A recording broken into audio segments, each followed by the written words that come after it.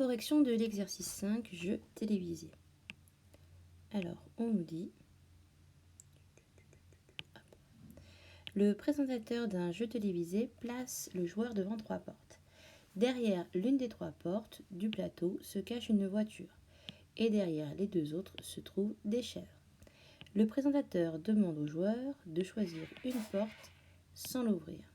S'il choisit la porte derrière laquelle se cache la voiture, il la gagne.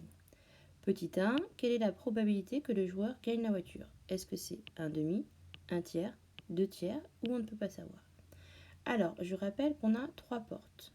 Donc on a 3 portes, on va les schématiser ainsi. On a 3 portes, hop, hop, hop. Il y a des chèvres à 2 endroits. Alors oui, c'est très mal dessiné.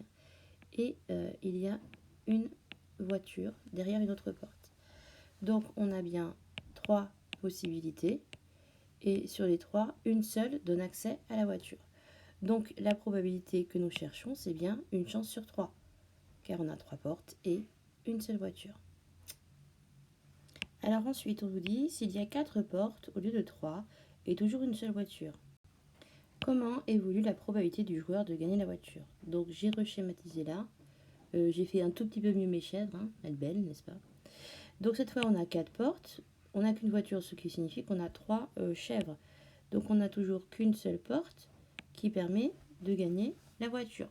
Ce qui veut dire que la probabilité, on nous demande si elle augmente, si elle diminue, si elle reste identique, ou on ne peut pas savoir. Alors en fait, elle diminue, puisqu'on n'a plus qu'une chance sur 4 de trouver la voiture.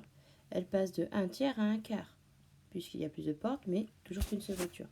Et 1 tiers, c'est supérieur à 1 quart. Si on prend les valeurs approchées, 1 tiers, c'est environ 0,33 et 1 quart, c'est pile 0,25. Bon, on pourrait comparer les fractions autrement qu'on en a déjà vu pour le faire, mais là, c'est plus rapide avec la version écriture décimale. Donc, effectivement, cette probabilité, elle diminue. Voilà, c'est tout pour l'exercice 5.